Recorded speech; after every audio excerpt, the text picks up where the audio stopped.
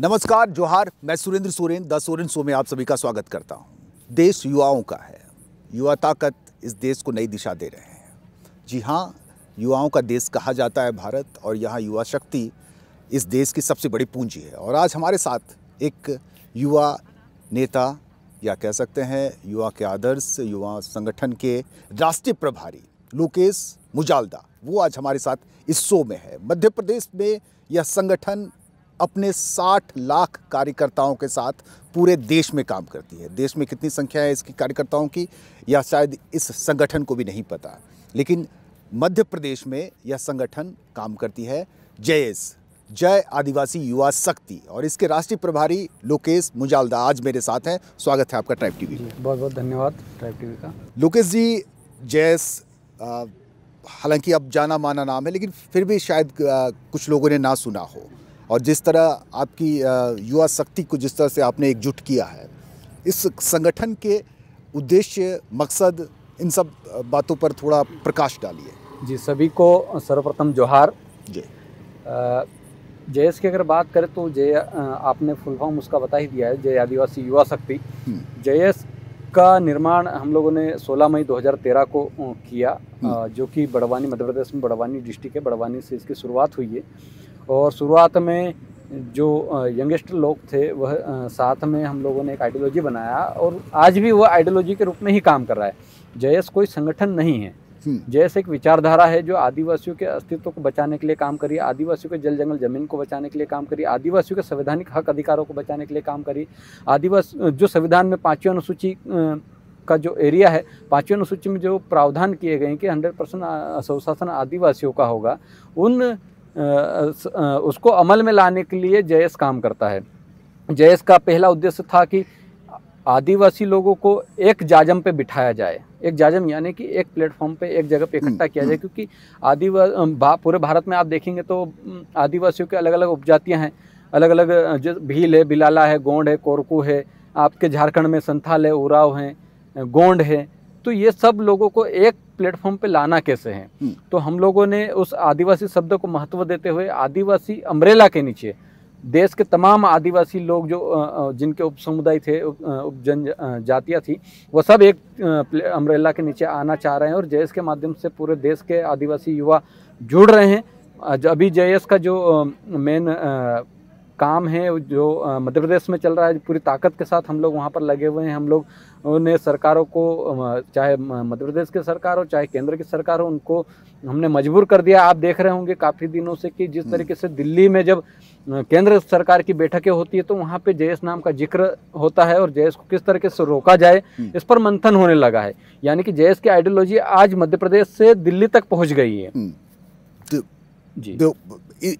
ये विस्तार इतना कैसे मिली, इतनी कामयाबी, इतने लोगों को जोड़ने की शक्ति कैसे मिली?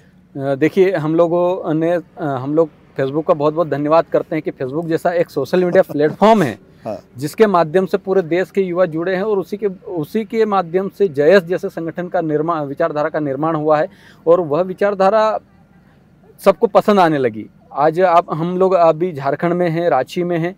आप भी जयस के बारे में जानते हैं। मध्य प्रदेश के जो लोग हैं वो इस आइडियोलॉजी के साथ इतना जुड़ाव हो गया है कि जिस तरीके से दूसरे संगठनों में आदिवासी लोग काम कर रहे थे, उस संगठन को छोड़कर आदिवासियत के लिए और आदिवासियों को बचाने के लिए जो जयस की आइडियोलॉजी थी वो लोगों को पसंद आने लगी। और जितने भी यंग है या जो बुजुर्ग हैं, महिलाएं हैं, बच्चे हैं, तमाम लोग जयस को आज अप्रिशिएट कर रहे हैं, उसके साथ आना चाहते हैं, उसके साथ जुड़ के काम करना चाहते हैं, क्योंकि उनमें जयस में उनको एक दिशा दिखती है। जयस के माध्यम से वो लोग चाह रहे हैं कि 5वीं अनुसूची जो संविधान में प्रावधान है उसको लागू करवाने में अगर कोई काम करेगा तो वह जयस करेगा। तो ये हम लोग जो लोगों थॉट आप लोगों ने स्प्रेड करने में आप लोगों को कामयाबी मिली, और उसका सबसे बड़ा प्लेटफॉर्म बना सोशल मीडिया। आज के युवाओं की सबसे बड़ी कमजोरी भी है, सबसे बड़ी ताकत भी है, और आप लोगों ने इस कमजोरी को ताकत के रूप में इस्तेमाल किया, और हमने सोशल मीडिया को हमारी ताकत बनाए, और उस ताकत को हम लोग आगे भी चला रहे हैं। आज उसी की आइडियोलॉजी, आज बिरसा मुंडा जी जो झारखंड के क्रांतिकारी हैं और धरती आबा हैं, जिनकी आइडियोलॉजी को शायद मध्य प्रदेश में युवा कम जानते थे, तो हम उनके आइडियोलॉजी को झारखंड से लेकर मध्य प्रदेश तक लेके गए। आज मध्य प्रदेश में देश के प्रधानमंत्री जी को मजबूर होना पड़ा 15 नवंबर को बिरसा मुंडा जयंती भोपाल में मनाने के लिए, जबकि झारखंड बर्थ डेट रहा है बिरसा मुंडा जी का, प्रधानमंत्री जी का बर्थ प्लेस भी है। हाँ, बर्थ पैलेस है, तो वहाँ पर उनको मनाना चाहिए था, क्योंकि वो देश के प्रधानमंत्री है। देश के प्रधानमंत्री को जहाँ पर तो आपके मकसद को प्रधानमंत्री भी आगे बढ़ा रहे हैं। हाँ, तो हमारी आइडियोलॉजी को उनको फॉलो करना पड़ा ना। हमारी आइडियोलॉजी में इतनी ताकत है कि आज उन लोगों को झुकना पड़ा हमारी आइडियोलॉजी के सामने, और हमारे जो क्रांतिकारी थे उन लोगों को हम लोग राष्ट्रीय स्तर पर जिस तरीके से खड़ा करना चाहते थे, वहाँ पर सरकारों को अब वह काम करना पड़ रहा है। हम लोग यही चाहते थे, क्योंकि देखिए सब काम आदिवासी लोग नहीं कर सकते। हम लड़ सकते हैं, हम आंदोलन कर सकते हैं, लेकिन सभी चीज़ करने के लिए कहीं ना कहीं सरकार को झुकाना पड़ता है। वो झुकाने की ताकत हम लोगों में थी, इसलिए सरकार झुकी है और हमारे आइडियोलॉजी पे आगे काम करने पे मजबूर हो गई है। एक 77 के दशक में के आसपास में एक छात्रों ने या कह सकते हैं युवाओं ने एक बड़ा ताकत, जयप्रकाश आंदोलन के बारे में आप जानते ही होंगे, एक बड़ी ताकत, और उस ताकत ने आकर के राजनीति में जिस तरह से अपने प्रभाव बनाए, इंदिरा गांधी जैसे प्रभावशाली व्यक्तित्व से वो ताकत टकराई थी। क्या जयस भी ऐसी तैयारी कर रहा है आने वाले कुछ दशकों में या कुछ सालों में इसका भी परिणाम ऐसा ही निकल के आएगा? जी देखिए, जयस की आइडियोलॉजी में स्पष्ट रूप से लिखा है कि हम लोग सभी प्लेटफॉर्म के लिए काम करेंगे। हम शिक्षा के क्षेत्र में भी काम करेंगे, हम अधिकारों के क्षेत्र में भी काम करेंगे, हम राजनीतिक क्षेत्र में भी लोगों को नेतृत्व देंगे। तो जयस चुनाव नहीं लड़ेगा, लेकिन जयस एक प्लेटफॉर्म तैयार करके देगा राजनीति करने के लिए, जिस प्लेटफॉर्म के तहत जो यंग जनरेशन है, जो नेतृत्व करता है, जो नेतृत्व करने की जिनमें क्षमता है, उनमें उनको आगे ले जाने का काम जयस करेगा। निश्चित तौर पे आज का जो सिस्टम है, जो आप देख रहे होंगे कि राजनीति के साथ ही चल रहा है, राजनीति सभी जगह हावी। राजनीति में अगर आप नहीं है तो आप सिस्टम को नहीं बना सकते, ना बिगाड़ सकते हैं। जी बिल्कुल, राजनीति हर जगह हावी हो चुकी है आज के परिवेश में, और इसलिए हम लोग भी तमाम तरह के नेतृत्व तैयार करेंगे और राजनीतिक रूप से भी नेतृत्व तैयार होंगे, लेकिन उसके लिए एक अलग प्लेटफॉर्म होगा। अभी हम लोग आदिवासी समाज के लोगों को इकट्ठा करने का काम कर रहे हैं। जब तक हम लोग एक घर में इस आइडियोलॉजी को पहुंचा नहीं देते, तब तक हम लोग राजनीतिक जो प्लेटफॉर्म है तैयार नहीं करेंगे, क्योंकि जब नेता चुनना होगा, जो राजनीतिक लोग करेंगे, नेतृत्व करेंगे, उनको चुनने का काम समाज करेगा। आज रिजर्व सीट है, इसलिए हर जगह पे रिजर्व एमएलए की सीट मिल जाती है, लेकिन समाज जिस दिन तय कर लेगा, ठान लेगा कि अब हम लोगों को हमारे बीच से ही किसी व्यक्ति को नेतृत्वकर्ता बनाना है, हमारे बीच का ही विधायक या सांसद बनाना है, उस समय पे जब समाज तय करेगा, संगठन जो जयस के लोग हैं वो तय करेंगे, और उसका प्लेटफॉर्म तैयार करके हम लोग आगे निश्चित तौर पे लोगों को भेजेंगे। स्टूडेंट यूनियन के इलेक्शन में आपके प्रतिनिधि आने लगे होंगे? जी, स्टूडेंट यूनियन का जब हमारे मध्य प्रदेश में इलेक्शन हुए, तो मध्य प्रदेश के जितने भी आदिवासी बाहुल्य क्षेत्र हैं, वहाँ पर जितने भी कॉलेज हैं, वहाँ पर सभी जगह पे हमारे प्रेसिडेंट आए हैं, और आदिवासी छात्र संगठन के नाम से हम लोगों ने एक प्लेटफॉर्म तैयार किया था, क्योंकि वह भी एक पॉलिटिकल प्लेटफॉर्म ही होता है, इसलिए जयस को हम लोगों ने सामाजिक रूप से अलग रखा। राजनीति की पहली सीढ़ी वही होती है। हाँ, और आदिवासी छात्र संगठन के नाम से हम लोगों ने वहाँ पे करवाए हैं, और वहाँ पे आदिवासी बहुल जितने भी कॉलेज हैं, वहाँ पे सभी जगह पे हमारे जो युवा हैं वह चुनकर आए हैं, कहीं अध्यक्ष बने हैं, कहीं उपाध्यक्ष बने हैं, सभी जगह अपना अपना नेतृत्व स्थापित किया है। सबसे बड़े अगर हम छात्र राजनीति की बात करते हैं तो सबसे बड़े प्रतिद्वंदी के रूप में किसे देखते हैं? अभी वर्तमान में तो एबीपी जो है मध्य प्रदेश में, अखिल भारतीय विद्यार्थी परिषद, वही प्रतिद्वंदी के रूप में है, लेकिन आदिवासी क्षेत्रों से, जैसे कि मैंने कहा कि जिस तरीके से आरएसएस के साथ काम करने वाले जितने भी लोग थे वह सब जयस की आइडियोलॉजी के साथ वापस आ गए हैं, तो वहाँ से एक आरएसएस का जो गढ़ था वह हम लोगों ने ख़त्म किया।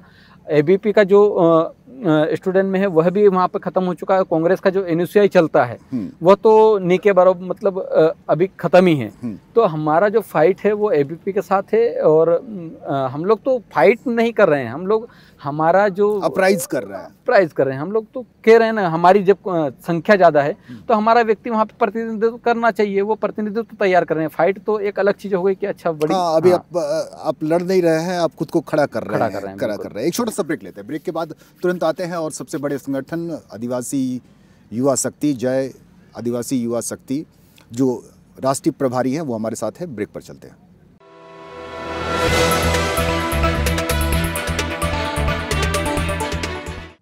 ब्रेक के बाद आपका स्वागत है। आप देख रहे हैं द सोरेन शो में हमारे साथ हैं राष्ट्रीय प्रभारी जय आदिवासी युवा शक्ति यानी जयस के राष्ट्रीय प्रभारी।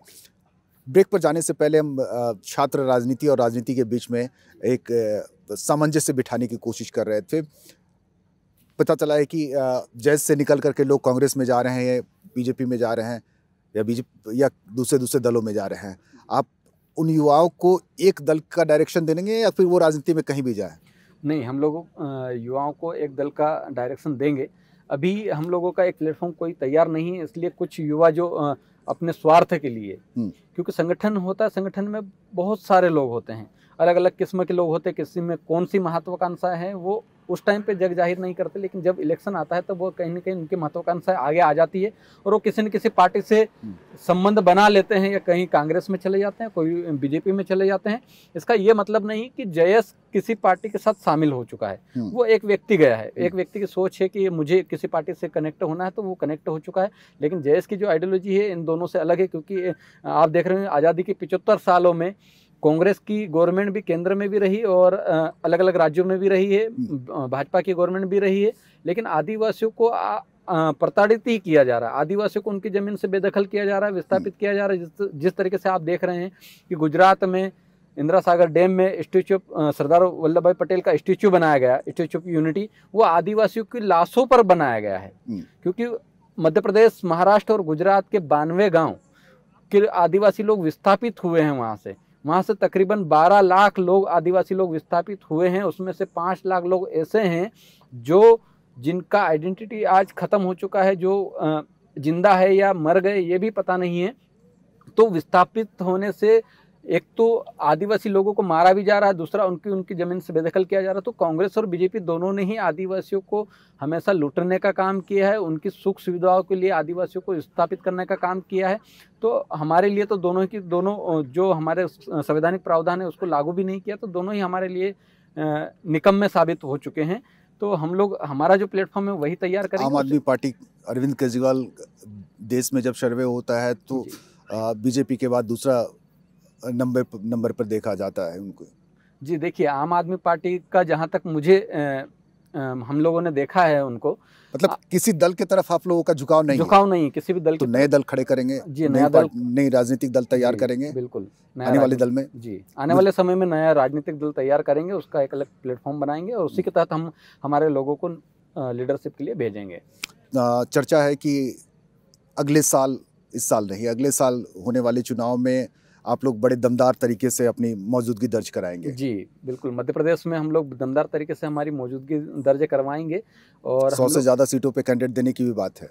जी, अभी तो चल रहा है 100 नहीं 230 सीटें हैं पूरे मध्य प्रदेश में। हाँ, नहीं, और 100 से ज़्यादा सीटों पे बिल्कुल 47 रिजर्व है और 100 ऐसी सीटें हैं जहाँ पे आदिवासी निर्णायक भूमिकाओं में रहते हैं, जहाँ पे उनका वोट प्रतिशत मायने रखता है। तो हमारा तो 147 हो गया है, तो 230 सीटें जो आदिवासी मध्य प्रदेश का आप देखेंगे, सबसे ज़्यादा आदिवासी मध्य प्रदेश में रहते हैं। लगभग 2011 की जनगणना के अनुसार 2 करोड़ है, लेकिन अभी अगर आप देखेंगे 3.5 करोड़ के आसपास आदिवासी वहाँ पर निवास करते हैं। तो एक बड़ा वोट बैंक है आदिवासियों का, लेकिन आदिवासी हर जगह सताए जा रहे हैं। हम अगर इंदौर संभाग की बात करें मध्य प्रदेश में, तो इंदौर से लेके आपके बालाघाट तक, छत्तीसगढ़ जाएंगे तो बस्तर में आदिवासियों को नक्सलाइट बोल के मारा जा रहा है। यहाँ आपके झारखंड में भी आंदोलन होते हैं, बिहार में भी आदिवासी लोग आंदोलन कर रहे हैं। तो आदिवासी पूरे देश में सुरक्षित नहीं महसूस कर रहा है। तो कोई भी पार्टी आके आदिवासियों को लुभा के और उन पे राज करना चाह रही। तो आम आदमी पार्टी का भी ऐसा ही है। आम आदमी पार्टी भी मुझे लगता है जहाँ तक कि वो भी उन्हीं लोगों की बनाई हुई जिन लोगों ने कांग्रेस और बीजेपी का स्थापना किए थे। तो आदिवासियों में नेतृत्व करता रहेंगे तो वह आदिवासी ही रहेंगे और आदिवासी ही की ही पार्टी रहेगी। जो मेन लीडर होगा वो आदिवासी ही होगा। झारखंड में तो आदिवासी की ही सरकार है। जी, झारखंड में तो आदिवासी पार्टी की ही सरकार है। झारखंड सरकार अच्छा काम कर रही है।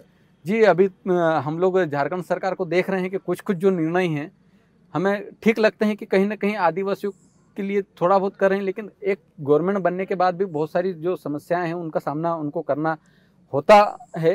तो उसके तहत तो शायद उस तेज़ी से काम नहीं कर पा रहे जिस तेज़ी से हेमंत सोरेन जी को करना चाहिए। लेकिन फिर भी जो दूसरे राज्य हैं भारत के, इन राज्यों की तुलना में झारखंड में आदिवासियों के लिए हेमंत सोरेन सरकार थोड़ा अच्छा काम कर रही है, ऐसा हमें लगता है। राजनीति की एक पाठशाला, जयस को हम एक पाठशाला कहें नर्सरी कहें तो सही होगा या गलत होगा? जी देखिए, जेएस को राजनीति की पाठशाला तो नहीं, लेकिन हम लोग उसको सामाजिक मूवमेंट की पाठशाला जरूर कह सकते हैं। राजनीतिक पाठशाला भी धीरे धीरे सभी इम्प्रूवमेंट आता जाएगा और हम लोग उसके लिए तैयार कर रहे हैं। लेकिन पहले अगर सामाजिक मूवमेंट तैयार नहीं क्योंकि हुआ मैं देख रहा हूँ कि बहुत एग्रेसिव यूथ जी वो कनेक्ट हो रहे हैं आपसे। जी, एग्रेसिवनेस नहीं है, सीधी सी बात है कि संविधान के अधिकार हमारे लिए जो बनाए गए वो लागू नहीं हुए, तो बस उसी अधिकारों की बात हमेशा जेएस करता है। जेएस के बस उसी का उबाल है। बस उसी का उबाल है। आज तक आप देखेंगे जेएस ने पूरे भारत में अलग अलग क्षेत्रों में आंदोलन किए हैं। आपके झारखंड में भी ज्ञापन दिए जा चुके हैं, लेकिन आपने कभी भी यह नहीं देखा होगा कि आदिवासी लोगों ने कहीं पर रेल की पटरी उखाड़ी हो, कहीं सड़क जाम किया हो या गाड़ियां जला दी हो। कभी ऐसा नहीं हुआ, क्योंकि आदिवासी समाज जो है सबसे भोला समाज है और सब शांति प्रिय समाज है। वो कभी भी हिंसा में विश्वास नहीं रखता है। जेएस की भी ये आइडियोलॉजी, जेएस कभी भी हिंसा में विश्वास नहीं रखता। वो संविधान में लिखी हुई बातों को संविधान की भाषा में अधिकारियों से फेस करते हुए, नेताओं से फेस करते हुए उनसे बात करता है। तो हम लोग तो शांति से हमारे हक अधिकारों की लड़ाई लड़ रहे हैं और ये निरंतर जारी रहेगा, क्योंकि ये जो आंदोलन है, ये जो आइडियोलॉजी है, ये शायद रुकने वाली नहीं है, क्योंकि जो प्रावधान है वो आसानी से लागू नहीं होने वाले। लेकिन जब तक हम लड़ेंगे, जब तक जेएस के युवा पूरे देश में जिस तरीके से आंदोलन कर रहे हैं, लड़ रहे हैं, निश्चित तौर पर आने वाले समय में हमारी आइडियोलॉजी को जिस तरीके से प्रधानमंत्री एक्सेप्ट कर रहे हैं और आइडियोलॉजी को अपना रहे हैं और उनके स्टेच्यू बना रहे हैं आदिवासी क्रांतिकारियों के, तो हमारी आइडियोलॉजी को इतना तो हम लोग जानते हैं कि हमारी ताकत पूरे भारत देश में आज लगभग 25 करोड़ के आसपास आदिवासी होंगे। 2011 की जनगणना के अनुसार 12 करोड़ जो बताया जा रहा है, लेकिन आज अगर आप जनगणना करेंगे तो 20 से 25 करोड़ आदिवासी इस भारत देश में निकलेंगे। हम लोग उन आदिवासियों को जगाना चाहते हैं संवैधानिक अधिकारों के प्रति। अगर इसमें से 1 करोड़ आदिवासी भी सड़कों पे आ गया, उस दिन सरकार हिल जाएगी, दिल्ली की गद्दी हिल जाएगी। हम लोग ये चाहते हैं कि इस देश का 25 करोड़ आदिवासी जिस दिन रोड पे आएगा, उस दिन सारे अधिकार देने ही पड़ेंगे सरकार को, और वो दिन हम लोग बहुत जल्दी लाने वाले हैं, क्योंकि जेएस के माध्यम से पूरे देश के आदिवासी यूनाइटेड होकर एक मंच पे आ रहे हैं, एक साथ एक जाजम के एक साथ आंदोलन करने के लिए तैयार हो रहे हैं। आदिवासियों के साथ सबसे बड़ी विडंबना है कि वो इतने संगठनों में बटे हुए हैं, और जैसा कि 2013 में एक संगठन आप लोगों ने भी खड़ा किया, हालांकि बाकी संगठनों से आप लोगों को कामयाबी ज़्यादा मिली, क्योंकि आपने अपने नाम में ही युवा शब्द को जोड़ दिया। और युवाओं की आबादी भी अच्छी है और युवाओं की सोच, और इस वक्त जो युवा प्रोग्रेसिव युवा हैं वो खासकर कनेक्ट हो रहे हैं आप लोगों के साथ। क्या लगता नहीं कि युवाओं को एकजुट रख पाना मुश्किल है? ये मेढकों को तराजू में तौलने जैसा है? नहीं, देखिए, मुश्किल काम कुछ भी नहीं होता इस दुनिया में। हम लोग मानते हैं कि नामुमकिन कोई नहीं है। अगर जेएस अगर नहीं बनता उस टाइम पे, तो शायद इतने लोग नहीं जुड़े होते। जेएस बना 2013 में शुरू हुआ, आज से 12 साल के बाद आप देख रहे हो कि उसका जो एक रूप है वो बदल चुका है। उसके साथ कई लाख युवा जुड़ चुके हैं, हमें भी नहीं पता कितने लोग जुड़े हैं, क्योंकि उसमें रजिस्ट्रेशन वाली कोई चीज़ नहीं होती है, कोई रजिस्ट्रेशन नहीं होता। जिसको आइडियोलॉजी समझ में आती है वो जेएस है। हम लोग ये कहते हैं, जो आदिवासी समाज के लिए जो सोचता है, जो आदिवासी हक अधिकारों के बारे में जानता है, समाज के लिए काम करना चाहता है, वो जेएस है। यानी कि आदिवासी समाज में जन्म लिया तमाम व्यक्ति, जो महिला है, पुरुष है, बच्चे हैं, बुजुर्ग हैं, सभी जेएस हैं। समाज के लिए काम कर रहे हैं वो जेएस हैं। हम लोग यूथ की तरह उनको ट्रीट करते हैं और यूथ ही मानते हैं, क्योंकि आइडियोलॉजी कभी मरती नहीं है। और युवाओं को इकट्ठा रखना, एक आइडियोलॉजी अगर आपकी सही होगी, आपके आइडियोलॉजी में दम होगा, तो युवा एकजुट रहेंगे। जिस तरीके से संघ के लोग एकजुट होकर काम करते हैं, इसी तरीके से जेएस के युवा भी एकजुट होकर काम कर रहे हैं, और निश्चित तौर पे हम लोग उनको बिखरने नहीं देंगे। कुछ चीज़ें, जैसे मैंने कहा कि हाथों की 5 उंगलियां जो बराबर नहीं होती है, कुछ 1-2 जो लोग होते हैं, महत्वाकांक्षी लोग होते हैं, वो इधर उधर जाते हैं, तो ठीक है, वो जाने से जेएस जैसी विचारधारा को कोई फर्क नहीं पड़ने वाला, क्योंकि बाकी का जो युवा है, यूथ है, वो जेएस के साथ में, जेएस के लिए और समाज के लिए काम करना चाहता है। बिल्कुल, जो समाज के लिए काम करना चाहता है, युवा पीढ़ी के लिए काम करना चाहता है, वो जेएस है। एक छोटा सा ब्रेक लेते हैं और पूछते हैं इनसे ब्रेक के बाद कि जेएस के कार्यकर्ता या समर्थक या जेएस के चाहने वाले पीली पगड़ी या पीली गमछी क्यों रखते हैं।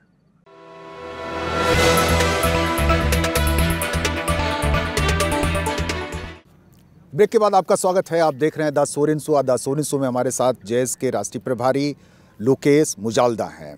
लोकेश जी खुद भील आदिवासी हैं और मध्य प्रदेश से इनका ताल्लुक है, लेकिन इनके बारे में, इनकी निजी जानकारियों से पहले ये पूछ लें कि पीला से आप लोगों का क्या संबंध है, पीला रंग से? मैंने देखा, सुना, समझा भी, और आप भी पीली गमछी धारण करते हैं। देखिए, ये पीला जो कलर है वो गोंडवाना का कलर है। जो आप ये देखेंगे कि ये पूरा जो क्षेत्र है, जिस जगह पे हम लोग बैठे हैं, ये गोंडवाना लैंड हुआ करता था। आपका अफ्रीका और ये सब जो गोंडवाना लैंड के अंदर आते थे, और उसमें डिवाइडेशन हुआ और अलग अलग देश बनते गए, फिर देश के अंदर अलग अलग राज्य बनते गए। तो ये गोंडवाना का कलर है। साथ ही साथ जो पीला कलर है वो जो सूरज उगता है, सूर्योदय का जो कलर होता है वह भी येलो होता है। तो किसी चीज के उगने यानी कि किसी चीज के पैदा होने का जो कलर है वो पीला कलर है। आप अगर आप माँ के पेट से जब बच्चा 9 महीने बाद जब जन्म लेता है, तो जन्म लेते टाइम भी उसका जो कलर होता है वो पीले कलर का ही होता है। यानी कि जो जयस है, जयस भी एक उगती हुई क्रांति है, जो एक ऐसी क्रांति आदिवासियों की जो आदिवासियों को यूनाइटेड करने वाली है। इसीलिए हम लोग पीला गमछा धारण किए हैं। और पीला गमछा हम लोग कहीं पर भी आप पहनकर निकलते हैं तो एक जो पीला गमछा है वो देश का ब्रांड हो चुका है, सिंबल हो चुका है कि आज अगर पीला गमछा डाल के कोई युवा अगर घूम रहा है तो उसको बोलेंगे अच्छा ये जयस का युवा है। तो ये जो पीला गमछा है हमारी शान है, जयस की पहचान है, उस आइडियोलॉजी की पहचान है, उस क्रांति का प्रतीक है। और यह क्रांति अब पैदा हो चुकी है और बहुत आगे बढ़ चुकी है। आज 12 साल की ये क्रांति हो गई है, आगे और जाएगी। तो ये क्रांति का ही प्रतीक है हमारे लिए। मध्य प्रदेश से आपका ताल्लुक है, इंदौर से आपका ताल्लुक है। आप व्यक्तिगत रूप से आपकी पढ़ाई तो पूरी हो चुकी होगी, निजी तौर पर आप क्या करते हैं? जी देखिए, मैं बीटेक किया हूँ सिविल इंजीनियरिंग से, और अभी LLB भी कर रहा हूँ, रनिंग में है। और साथ ही साथ हम लोग बिजनेस भी करते हैं। हमारा एक कुक्सी में रेडीमेड गारमेंट का शोरूम है, वहाँ पर हम लोग बिजनेस भी करते हैं और लोगों को मोटिवेट भी करते हैं बिजनेस के लिए। आज जिस जगह पे हम लोग अभी जहाँ मौजूद हैं, यहाँ पर भी बिजनेस की बातें ही आए हैं, तो ताकि युवाओं में बिजनेस के प्रति एक सोच जागे। क्योंकि हम लोग अब सामाजिक रूप से लोगों को मजबूत कर रहे हैं, लेकिन आर्थिक रूप से भी मजबूत करने के लिए और कदम बढ़ाना चाहते थे। इसी के तहत हम लोग आर्थिक रूप से भी सक्षम करना चाहते हैं आदिवासी समाज को, क्योंकि आदिवासी समाज के पास इतना मिनरल है। आप सहयोग कहें या दुर्भाग्य कहें आदिवासियों का, जहाँ जहाँ पर खनिज है वहाँ वहाँ आदिवासी हैं जी। आदिवासी जिस जगह पे रहता है वहाँ पे आपको हीरा भी मिलेगा, आपको मैग्नीज मिलेगा, आपको बॉक्साइट मिलेगा, आपको सारे मिनरल्स वहाँ आदिवासी क्षेत्रों में मिलेंगे। और उन्हीं आदिवासियों को उनकी ज़मीन से भगाया जा रहा है। तो जिस ज़मीन का मालिक आदिवासी है, उसकी ज़मीन के नीचे जो निकलने वाला जो खनिज है वो भी आदिवासियों का है, लेकिन सरकार उसको हथियाना चाहती है, इसलिए आदिवासियों को विस्थापित कर रही है। तो उस जो खनिज है उस पर हमारा मालिकियत वापस स्थापित हो। तो आप नहीं मानते कि जो ज़मीन के नीचे खनिज है वो राष्ट्र का है?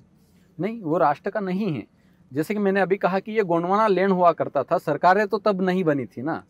सरकार तो 1947 आज़ादी की, भारत की आज़ादी के बाद से शुरू हुआ है। उससे पहले तो गोंडवाना लैंड हुआ करता था। और आप देखेंगे कि 5 जनवरी 2000, लेकिन माइनिंग तो अंग्रेजों के ज़माने से भी शुरू हो गई थी। अंग्रेजों के ज़माने से भी शुरू हो गई थी, लेकिन तब हमारे पास संसाधन नहीं थे। अब हम लोग भी पढ़ लिख गए हैं, आज़ादी नहीं थी। हाँ, तो आप देखेंगे ना 1947 से पहले आदिवासी आज़ाद हुआ करता था, उनको उतने संसाधनों की जरूरत नहीं थी। उस टाइम पे जो दिनचर्या में जो लगता था, उनको भोजन के लिए लगता था, उसमें आदिवासी खुश था। लेकिन आज संसाधनों का जरूरत हो गई है, उनको ज़्यादा चीज़ें चाहिए। और दूसरे जो लोग हैं उनको भी आदिवासियों की ज़मीन से जो खनिज चाहिए उसकी बदौलत वो जिंदा रहना चाहते हैं। आप देखेंगे कि 1947 में आदिवासियों के पास 67% जमीन थी, आज घटकर वह 3% रह गई। 3% जमीन में 8% आदिवासी देश का जिंदा है। अब कैसे जिंदा है आप सोच सकते हैं कि उनकी जमीन को, जो 67% जमीन थी वो जमीन कहाँ गई, 64% जमीन को कौन खा गया। जबकि लैंड एक्विजिशन एक्ट बना हुआ है जिसके तहत आदिवासियों की जमीन गैर आदिवासियों को ट्रांसफर नहीं हो सकती, आदिवासियों के पास ही रहेगी। सरकार बनने के बाद सरकारों ने क्या किया कि फॉरेस्ट एक्ट के नाम पे आदिवासियों की जमीन का हस्तांतरण किया, और अभी आदिवासियों से गैर आदिवासी जमीन लोग खरीद लेते हैं और उसको भी डाइवर्ट कर दिया गया। तो हमारी जमीन कम होती जा रही है, आदिवासियों की संख्या बढ़ती जा रही है। उस जमीन में आदिवासी जिंदा कैसे रहेगा? तो जो खनिज है, वो जो जमीन का मालिक है, खनिज भी उसका ही होना चाहिए, सरकार का नहीं है। क्योंकि आज़ादी के समय पे जो एग्रीमेंट इस देश के सरकारों ने ब्रिटिश गवर्नमेंट के साथ किया है, आदिवासियों के लिए जो कानून बने हैं वो 1935 और 1911 में ही बन गए थे।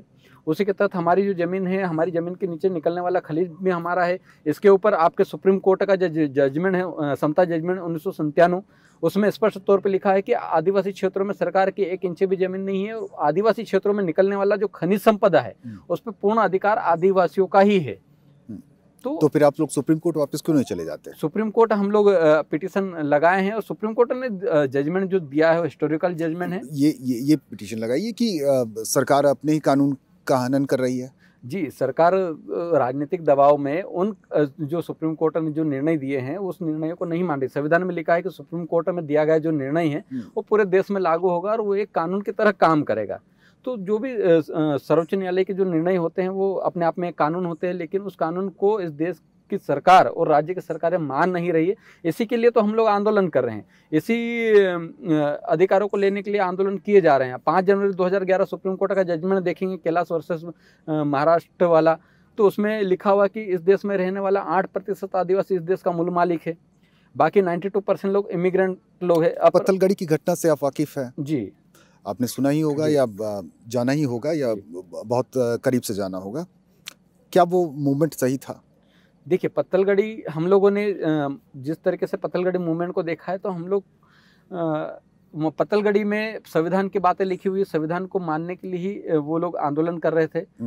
तो संवैधानिक बातों को लिखना और संविधान की बातों को अमल में लाने का प्रयास करना तो संवैधानिक काम है, लेकिन उसको गैर संवैधानिक करार दिया गया। पत्थलगढ़ी आंदोलन कोई गलत आंदोलन नहीं था। जिस तरीके से ब्रिटिश गवर्नमेंट के सामने जब आदिवासियों ने लड़ाई लड़ी और जिस तरीके से ब्रिटिश गवर्नमेंट ने आदिवासियों का एक रिजर्व एरिया घोषित किया था, उसी तरीके से पत्थलगढ़ी के माध्यम से जो झारखंड के हमारे आदिवासी लोग थे वो अपने एरिया को रिजर्व कर रहे थे, अपने एरिया में बाहरी तत्वों को घुसने से मना कर रहे थे, क्योंकि उनकी बाहरी लोगों के गांव में एंट्री होने से उनके संस्कृति को खतरा हो रहा था, उनकी जमीन को खतरा हो रहा था। उसी चीज़ का बचाव का काम कर रहे थे। तो जहाँ तक हमें लगता है कि पत्थलगढ़ी जो मूवमेंट था वो संवैधानिक मूवमेंट था और संवैधानिक मूवमेंट में कोई गलत कार्य नहीं हो रहा था। तो सरकार ने जिस तरीके से पत्थलगढ़ी मूवमेंट के लोगों को फंसाने का काम किया, जिस तरीके से नक्सलाइट बोल के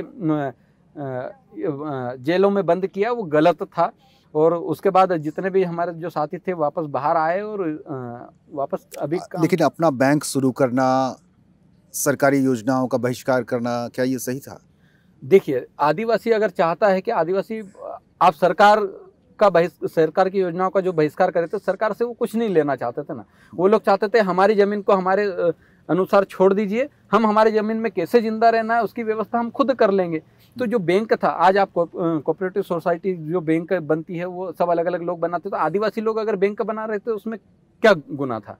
कोई गुनाह नहीं था। आदिवासियों की भी अपनी एक बैंक स्थापित हो जाती, सभी लोगों ने अपने अपनी हिसाब से अपने अपने बैंक को स्थापित किया, तो आदिवासी लोग भी कर रहे थे। जब आदिवासी देश का मूल मालिक है तो बैंक अपनी बैंक क्यों नहीं बना सकता? सरकारी योजनाओं का बहिष्कार करना, सरकारी पदाधिकारियों का गाँव में जाना, ये सब कुछ प्रतिबंधित कर दिया गया था। सरकारी पदाधिकारियों का, मुझे जहाँ तक जानकारी है, पदाधिकारियों को जाना बहिष्कार नहीं किया था। वो ये कह रहे थे कि सरकार के अगर कोई अधिकारी आते हैं तो उस ग्राम सभा से परमिशन लेके अंदर आए। यह पत्थलगढ़ी आंदोलन तो देश के अंदर एक अलग देश बनाने की कोशिश नहीं है नहीं। कि आप दूसरे कंट्री जा रहे हैं तो पहले पासपोर्ट वीज़ा ले लें? नहीं, देखिए, आप 6 शेड्यूल एरिया में अगर जाएंगे तो वहाँ पे इनर लाइन परमिट लगती है। इनर लाइन परमिट के माध्यम से ही आप वहाँ पे एंटर हो सकते हैं। तो आदिवासी क्षेत्रों के लिए जो स्पेशल जो कानून बना है ये 1911 1935 से बना हुआ है, जिसको संविधान में एज इट इज रखा गया है और उसी के तहत वो लोग काम कर रहे थे। तो अलग देश की मांग नहीं कर रहे थे, वो अपने क्षेत्र को रिजर्व करके अपने क्षेत्र को बचाने का काम कर रहे थे, प्रोटेक्ट कर रहे थे। वो हमारे जल जंगल जमीन को बचाना चाह रहे थे, वो हमारे खनिज संपदा को बचाना चाह रहे थे ताकि वो सुरक्षित रहे। तो इसमें तो कोई गलत काम नहीं लगता है मुझे। चलिए एक छोटा सा ब्रेक लेते हैं, ब्रेक लेकर झटपट वापस लौटते हैं और बात करते हैं युवा भारत के इस युवा शक्ति आगे क्या करने वाली है।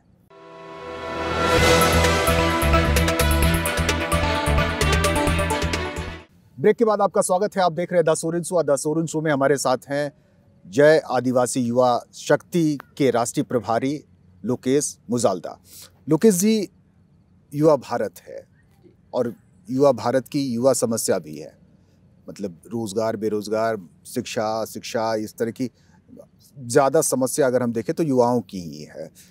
बढ़ रही है या कम हो रही है या इसका रास्ता निकलता दिख रहा है? देखिए, ये बेरोजगार युवाओं का जो है रास्ता तो निकलता हुआ दिखाई नहीं दे रहा। जिस तरीके से 2014 में भाजपा की जो सरकार है, उन्होंने आने से पहले कहा था कि हम लोग पूरे देश में हर साल 2 करोड़ रोजगार जनरेट करेंगे। वो तो हर सरकार कहती है ना, हर सरकार कहती है, एक जुमले की तरह कह दिया उन्होंने, लेकिन और बेरोजगारी बढ़ती जा रही है।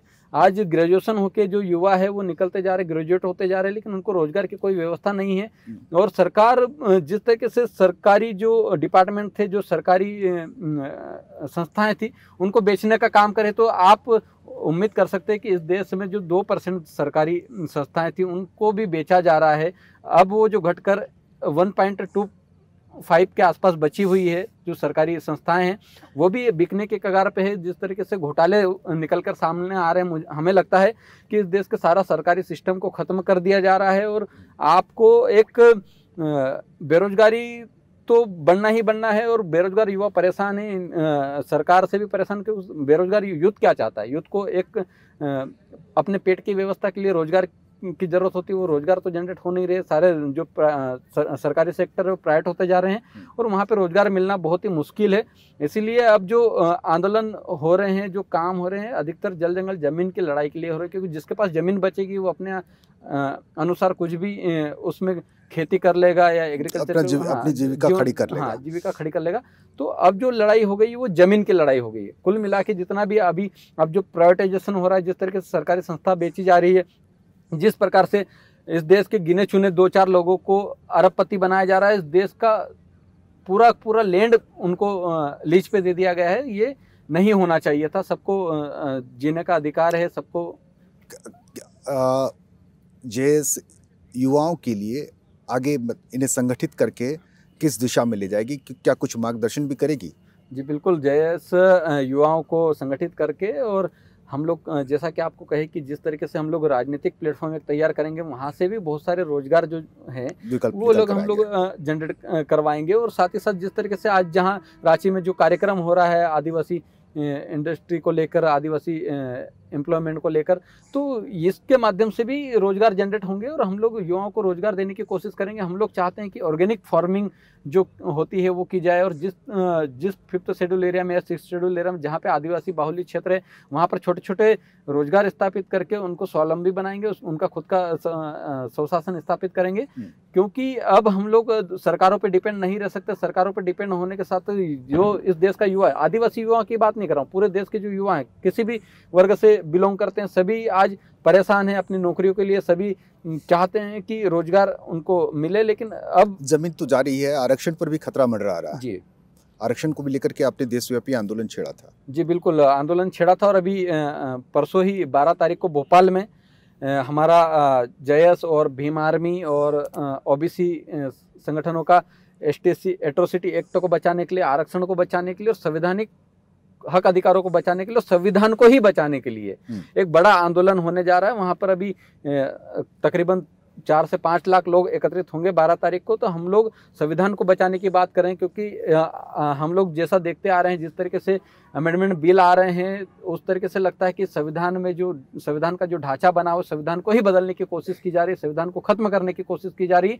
और मनुस्मृति का जो संविधान है वो लाने की कोशिश की जा रही है, जो कि सफल नहीं होने वाला। क्योंकि इस देश का जो 85% लोग हैं, इस देश का एसटी, एससी और ओबीसी वर्ग जो है, वो संविधान को बचाने के लिए सड़कों पर उतरने के लिए तैयार है, और अब सड़कों पर उतरकर संविधान को बचाने के लिए कार्य कर रहा है। तो कहीं ना कहीं जो संविधान को बदलने की जो कोशिश की जा रही है वो सरकारों को नहीं करना चाहिए। संविधान के तहत देश चलता है और उसी के तहत काम होना चाहिए। झारखंड में युवा आंदोलन से जुड़े थे। आज all Jharkhand student union Jharkhand अलग राज्य की मांग को लेकर के, उस फील्ड में जितने आंदोलनकारी थे, ज़्यादातर लीडर्स अपना कैरियर गंवा बैठे, अपना फ्यूचर गंवा बैठे। अगर इस तरह की मूवमेंट चलती रही तो कोई एक पीढ़ी तो आंदोलन में ही शहीद हो जाएगी। जी देखिए, मतलब जान नहीं जाएगी, लेकिन उनका कैरियर, उनका फ्यूचर जरूर चला जाएगा। देखिए, किसी चीज़ को पाने के लिए कुछ बलिदान तो देना पड़ता है, और वही आज झारखंड बनाने अलग राज्य की मांग को लेकर जिन लोगों ने आंदोलन किया था, उन्होंने अपना करियर खत्म किया था, लेकिन कहीं ना कहीं वापस वो धीरे धीरे पटरी पे आ चुके हैं। और आप देखिए ना, उनके जो मूवमेंट है, उस मूवमेंट का परिणाम रहा कि झारखंड अलग राज्य के रूप में स्थापित हुआ है। तो उन्होंने तो जो क्रांति को छेड़ा था उसमें जीत हासिल की है। मतलब आप मान रहे हैं कि इस एरा के युवा शहीद होने के लिए तैयार हो जाए? जी बिल्कुल, हम शहीद होने के लिए तैयार हैं। अभी तो जिस तरीके से मध्य प्रदेश में आप देखे होंगे कि जेएस के युवा जब संवैधानिक बात करते तब भी उनको झूठे मुकदमे दर्ज करके जेलों में डाला जा रहा है। अभी कुछ दिन पूर्व ही हम लोगों ने युवाओं को जेलों से बाहर निकाला है। जो जिस मामले में जुडिशरी को सेशन कोर्ट से जमानत दे दी जानी चाहिए थी उसको सुप्रीम कोर्ट तक लेके जाना पड़ा, लेकिन सुप्रीम कोर्ट जाके हमारी जीत हुई क्योंकि सुप्रीम कोर्ट ने माना कि जिन लोगों को भी आपने गिरफ्तार किया है वो गलत तरीके से गिरफ्तार किया है। ये संविधान की बात कर रहे थे, हक अधिकारों की बात कर रहे थे, और हक अधिकारों की बात करना आर्टिकल 19 में लिखा हुआ है कि आपको बोलने की आज़ादी है, आपको लिखने की आज़ादी है, उसके तहत काम कर रहे थे। तो वो सुप्रीम कोर्ट जो सर्वोच्च न्यायालय वो समझता है, उस संविधान के तहत जो काम करते हैं, तो हमको डराया जाता है, धमकाया जाता है। खासे कार्यकर्ताओं की, समर्थकों की तादाद आपकी जेल में होगी? नहीं, अभी तो फिलहाल तो नहीं है, लेकिन हो सकता है आने वाले भविष्य में लोगों को जेलों में इसकी पूरी अंदेशा आपको है? जी जी बिल्कुल। देखिए ना, मैंने कहा कि हमारे क्रांतिकारी जैसे बिरसा मुंडा जी हो गए, टंट्या भील हो गए, ख्वाजा नायक हो गए, भीमा नायक हो गए, तमाम जितने भी क्रांतिकारी रहे हैं वो कहीं ना कहीं आज़ादी लेने के लिए शहीद हुए हैं। तो जो लड़ाकू कौम के हम लोग हैं जो लीडरशिप कर रहे हैं, कहीं ना कहीं शहीद होने के लिए हम लोग तैयार बैठे हैं कि ठीक है जिस आइडियोलॉजी को आप शहीद हो जाए, एक दो हो जाए तो बात, लेकिन एक बड़ी लौट जो है आपके पीछे खड़ी है। देखिए इतना नहीं होने वाला है क्योंकि हर वक्त सरकार की नहीं चलेगी, हर वक्त प्रशासन की नहीं चलेगी, कुछ तो जो आंदोलन कर रहे हैं उनकी भी चलेगी।